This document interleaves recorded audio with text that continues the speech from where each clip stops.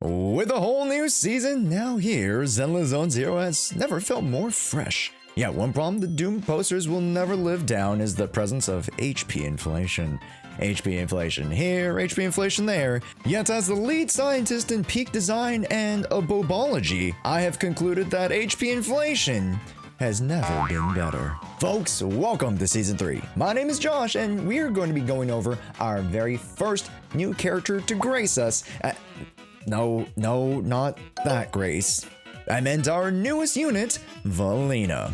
As a whole new archetype of character, let's break down Velina, how to use her simple yet potent kit, show you her builds, teams, and more to help you master our very first wind unit. Let's start off by introducing Velina as our very first Wind Anomaly unit. Round of applause, everybody! Haha! We've been looking forward to a whole new element in the game for a while, and much like how introducing Dendro in Genshin was so pivotal to opening up the game's elemental system, it begs the question, does Wind do a similar thing here in the new season of Zenless? Let's first give you guys a TLDR about Wind, but if you guys would like a recap on other Anomaly afflictions, how Anomaly works, and how Wind is going to incorporate with the new Anomaly system, let's say, 1,000 likes on this video and we'll make a whole Anomaly guide for you guys going into the new season. So please hit the thumbs up. Everybody, please hit the thumbs up. Please, I need validation.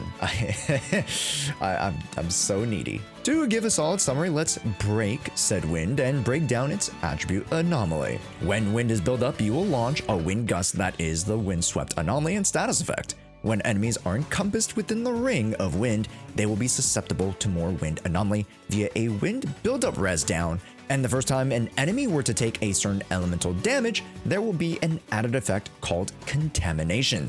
For Genshin players, think Swirl and how many Anemo attacks in Genshin will actually absorb the element that is applied. Contamination will increase the damage of incoming wind and the corresponding elemental attacks. And once during the windswept state, if you were to trigger a disorder, the wind will actually divert your anomaly to create a whole new interaction called Vortex. Many Gen 1 players might be coming into the foray thinking, oh, no disorders?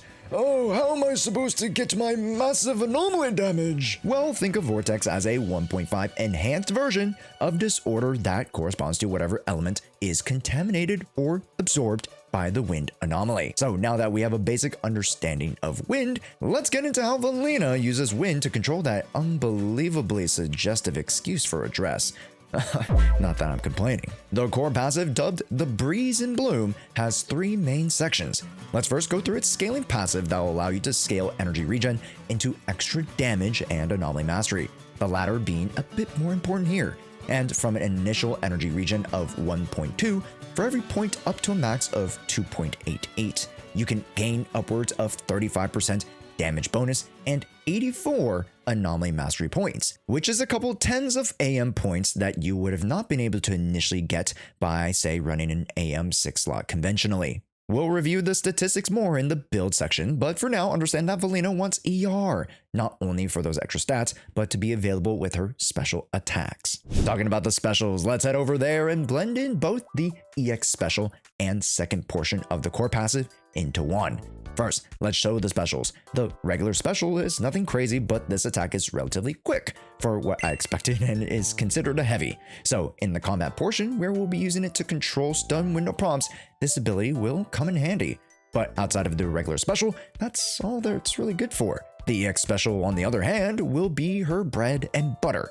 Well, I wanted to try making a British bakery pun here, but then I realized that bread in Britain is just, well, bread, versus like in France where it's like a croissant. The EX special Wind Shear Purifying Rise is a solid 45 cost attack that will have Velina air out her fan and initiate her EX 2+1 step combo. As well, this move will gain you 45 points of Wind Bloom, her stacking mechanic that will allow her to follow up with the stronger gusts of wind. So let's showcase to you the full EX special sequence. Yet if you reach over 90 energy, you might notice that the EX bar has pushed further back. This indicates that you have enough energy to perform the 3-tap EX special version called the Death Blow. So, I know this is gonna sound weird, but the 2+1 special combo will include the Purifying Rise that gets blended into Death Blow, then finished off with the final hold attack to consume your Wind Bite points for the Cyclone.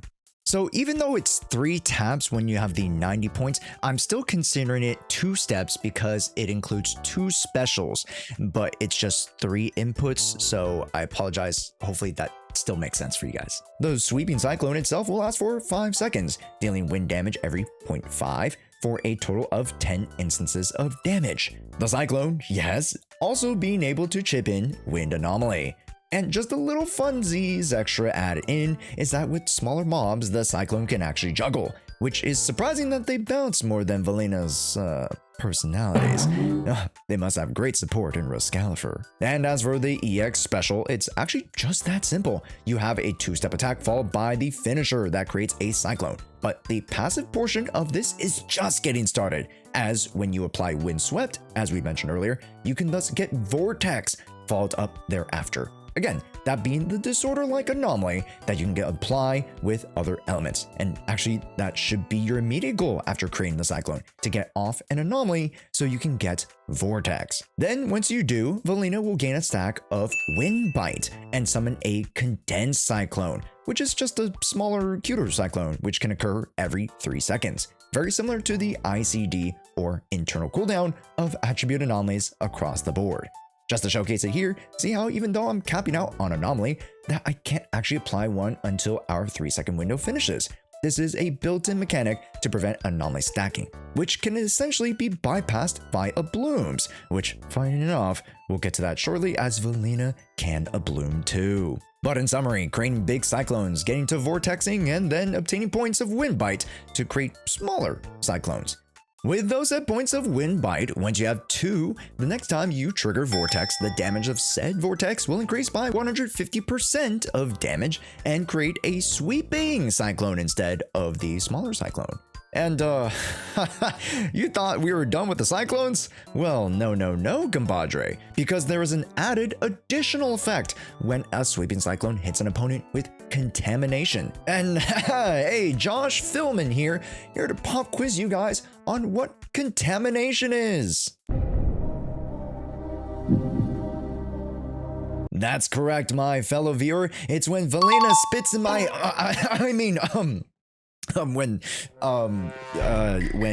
when the element is absorbed and buffed. No, you got it. You got it. Yeah. Good on ya. So when you've created your Windswept with your EX specials to then follow up with Vortex from another element, remember that the first contact of the new element will be absorbed from contamination. Thus, once you do have the special condition of contamination alongside the enhanced sweeping cyclone, the anomaly buildup res for wind and the contamination element will decrease for 35 seconds via the activation of a new sub-ability called Chromatic Tint. Pretty neat, as it'll allow us to build up to your next Windswept ever so much faster. And lastly, the third part to the passive is that each of your condensed and sweeping cyclones can trigger an explosion at the end of it.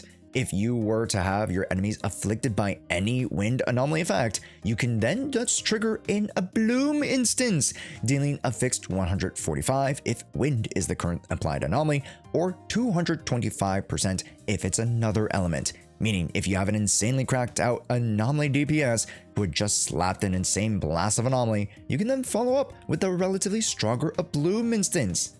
And, well, for those who don't know what a bloom is, well, it's when 2 elements love each other so. Oof. But after all them cyclones and tornado riding, there's just one larger part to Velina's offense, and that's her ultimate. Now, her chains are, well, okay. However, they do not provide anything of substance for any of her anomaly passives. However, the ultimate will be interacting directly with Velina's additional ability. For when our bodacious lead external strategist launches her ult, the heavy portion of her attack can be followed by an instance of a bloom if the enemy is afflicted with wind attribute anomaly. All you need for this passive is just another anomaly or support, which is really flexible here. From the passive, she'll also gain a bit of additional damage and build up res reduction from the Chromatic Tint passive that activates with Sweeping Cyclone. All in all, Velina is actually very simple to play as mentioned before, but to make sure you make timely Anomaly afflictions will determine how your scores will actually end up, as to time these bonuses together will allow you to stockpile on all the buffs to land even larger damage on your opponents. Lower floor, yet decently high ceiling for those Anomaly connoisseurs out there. And for those who are wondering, Josh, hey, what happened to the basics, dodges, assists? What happened to our other abilities? Well, they don't exist. Just kidding. But those portions of Velina are pretty trivial. Let's show you all of our newly acquired skills put together in actual combat. Our first priority with Velina is setting up the Windswept Anomaly. That's going to be your priority as you launch your 2+1 special combo. Then come in with your primary Anomaly DPS as you contaminate and vortex your opponent, allowing you to launch your Cyclones. This will be the general flow of your anomalies, and then on the occasion, get the enhanced Sweeping Cyclone for more damage. Then, once you're at Stun's door, make sure to have Velina set up the stun and more than likely use either your EX special or just regular special to initiate the chain prompt for your other characters, as their chains might be a bit more impactful. The only other reason you might want to use her chain is to make sure that you set up Windswept, this allowing you to launch the ultimate thereafter and get your Bloom instance courtesy of the additional passive. And that's relatively it for the combo portion. No real buttons to actually press in sequence, but making sure that you're timing your anomalies properly. Velina's stacks are easy to manage because her EX specials give the exact amount you need for them. So just make sure to have enough energy regen to supplement the 2 EX specials needed. But Josh, how am I going to be launching that many EX specials? Don't we need a bunch of energy regen? Well, how do I build that in? Don't worry folks, let's head over to the build section to show you guys how to build a Velina. If Velina wasn't already kicked up, it's time to show you how to stack up Velina's anomaly stats in order for her to become your best sub-anomaly unit. Let's first start off where all good builds do, and that's the W engine. Velina's signature called the Joyadore? Joyadore. Bro, I knew she was French. Oh, oui, baguette. Oh. The Joyadore provides a base 713 attack with 60% energy regen in the advanced stat like your typical support engine does, which we're going to need all 60 of those to push towards our ER threshold. Then with the passive, we gain 70 AP outright.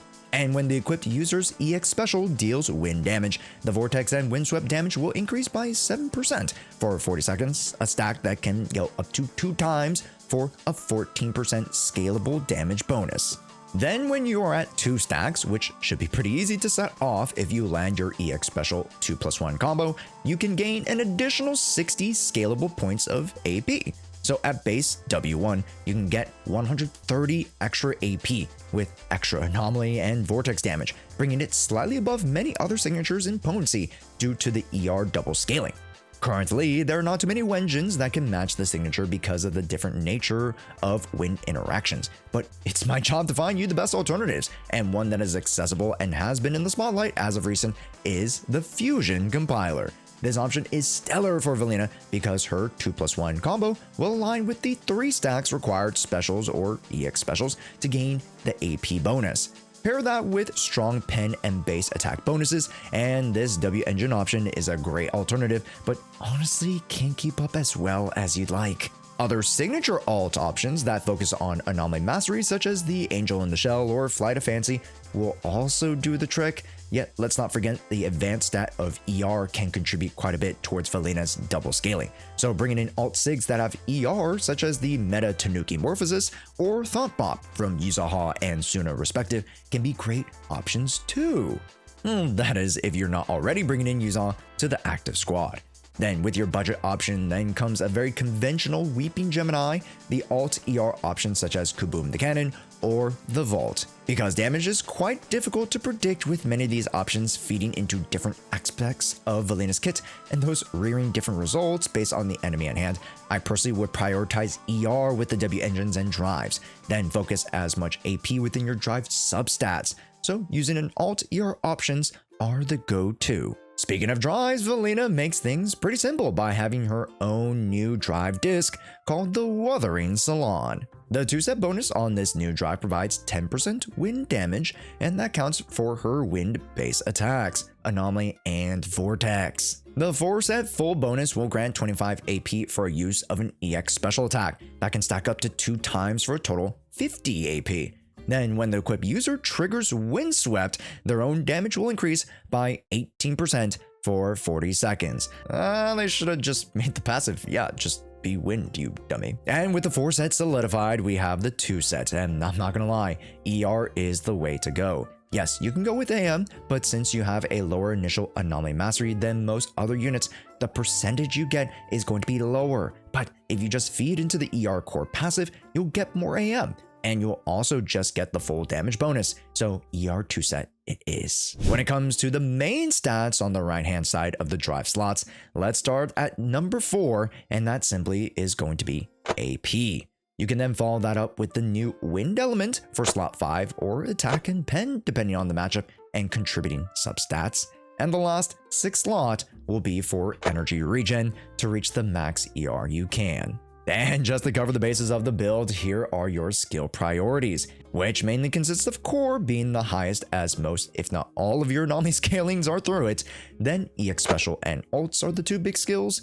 Then basic, assists, and dodge can be shown a little bit of love, but won't kill your runs if you have a few points left on the table. If you'd like a one-stop shop to Velina or any of our newer or returner characters, make sure to hit us up on Twitter, Discord, Hoyolab, or our YouTube posts. I'm coming back to make more infographic guides, so make sure that you guys stay tapped into those socials.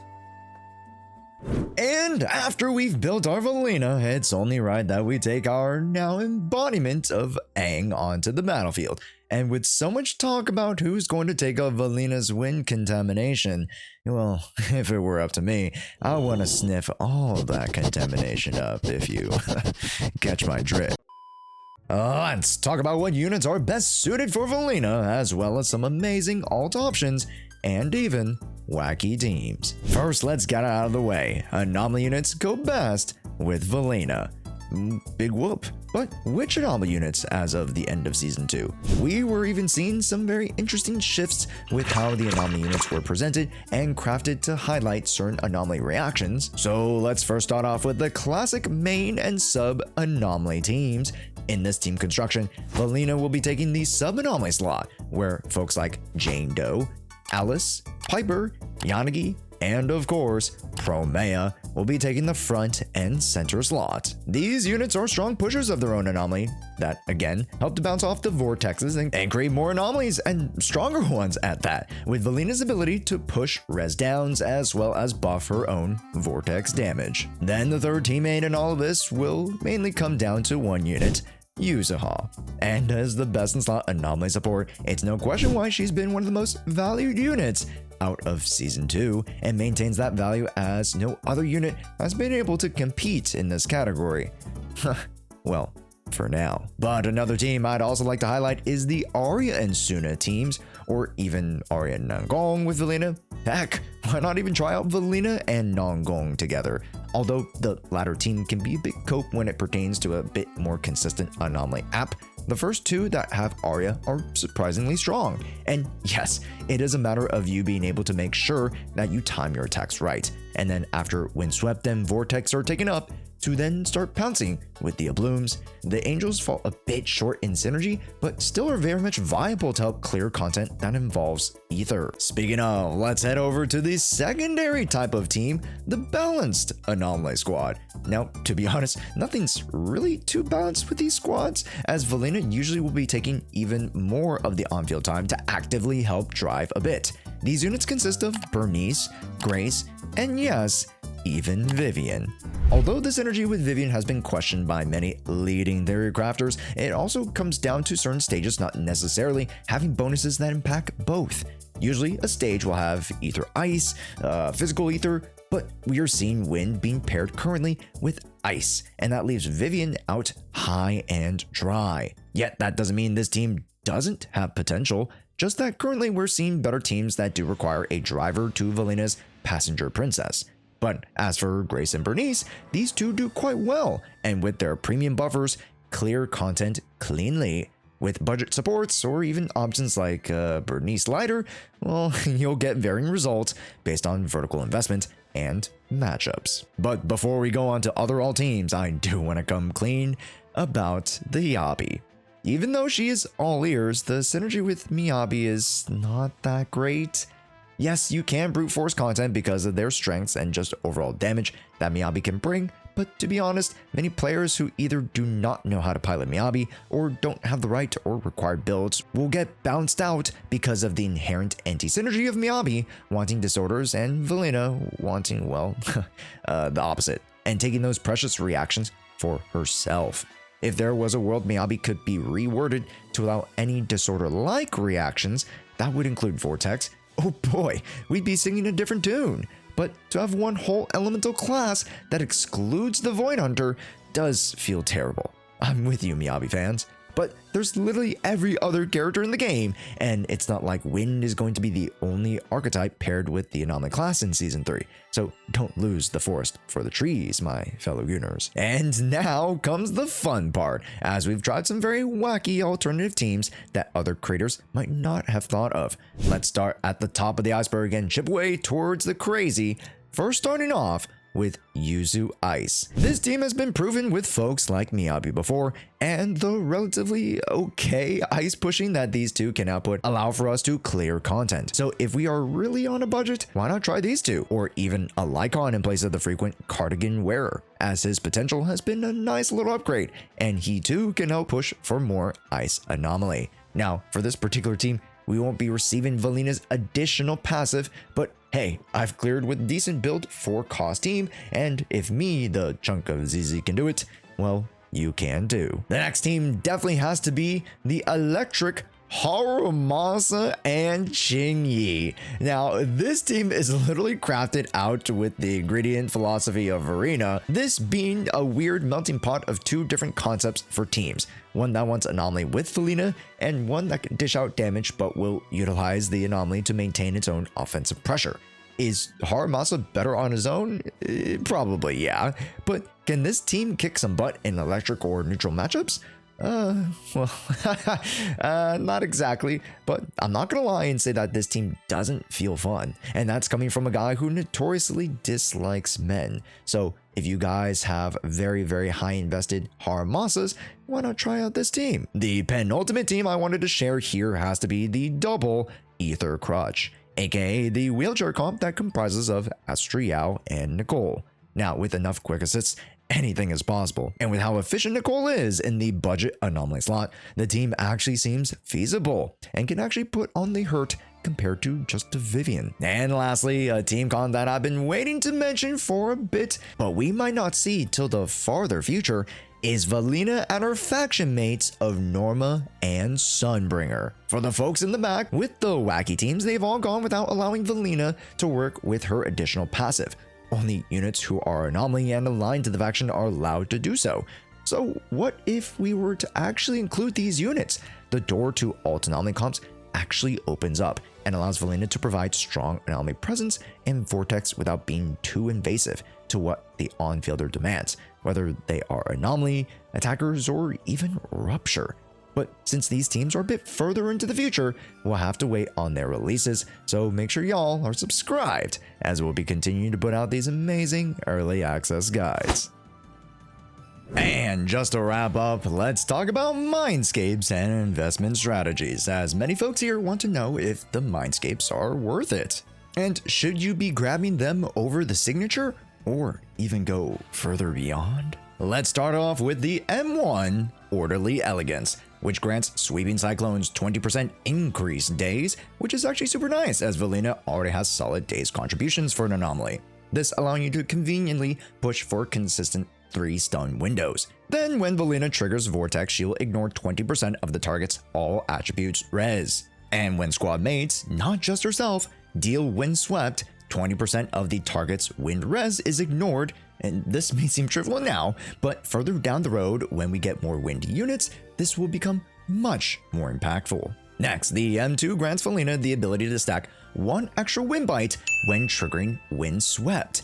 This will allow you to speed up the cyclone production by 50%, which is actually quite absurd. Then sweeping cyclones that activate chromatic tint will also be allowed for buildup of the corresponding element, which I know sounds confusing, but let's break that down a bit. In essence, now you can actually accumulate Anomaly for the corresponding element versus just dealing the damage via Vortex. Before, we were only allowed to absorb, buff, and dish out the Vortex. Now the Cyclone will absorb the element and produce Anomaly buildup to allow your fellow Anomaly unit or whichever element was corrupted to reap the extra Anomaly buildup. And the best part is that the amount provided from Velina will be excluded from damage calc. This is where the more veteran to advanced knowledge of Anomaly comes in, as the amount of contribution a character puts in an Anomaly will determine its percentage contributed towards the total. So let's say here we have Jane Doe who does 100% of the Anomaly buildup. Then when we bring in a new unit with less Anomaly to put in, say 50% of the Anomaly bar, you clearly see less damage because the other unit contributed to the Anomaly buildup. So back to the M2, this will allow the corresponding unit to contribute towards that Anomaly 100%, meaning their Anomaly, which is more than likely higher than Velina's, can push out that much more damage. Wonderful. Then lastly, the M2 will also increase Windswept and Vortex damage from the additional passive by 15%. This Mindscape is actually one to really look out for if you are a spender. M3 and M5 are skill increases, which are relatively tame for Velina.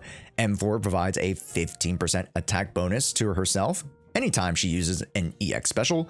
And the M6, dubbed the Chief Angel, will allow her to gain the ability to refund herself 1 point of wind bite per vortex every 6 seconds. This aligns up somewhat well with how she's able to generate an extra point for herself from the M2, thus allowing you to push out that many more cyclones. And lastly, when Velina hits enemies with Wind Attribute Anomaly, the buildup increases by 20%.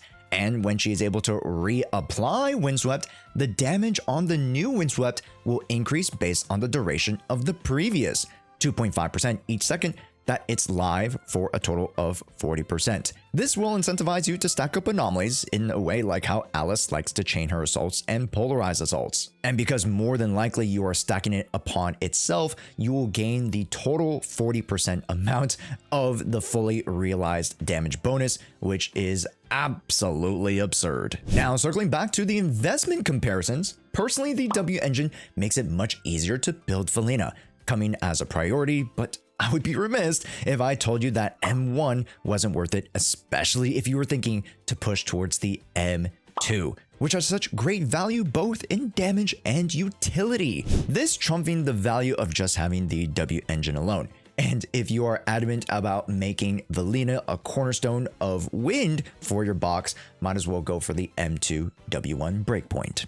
In conclusion, our newest wind unit has all the utility she can need to pair with some of the best and even bring back to life older units. Yes, the narrative around her not being the best teammates with some does drag down her upfront value, but once wind becomes more prevalent in the meta as we progress through Scalifer, for those who even pick up a copy of her, will be thankful they have the coverage. And folks, that'll be it for our very first guide to ZZZ Season 3. Velina. Hope you all enjoyed, and we'll be coming back around for more insights, guides, variety content, and more here on the channel. Speaking of, make sure to hit the like button, as with 1,000 likes, we'll release a recap review of Anomaly and the new wind element so that you guys can master Anomaly damage. And with that, I gotta run over to the Pyroist guy. So, my name is Josh. Thank you so much for watching. Click on one of these videos because YouTube thinks you like it. And we'll see you in the next one.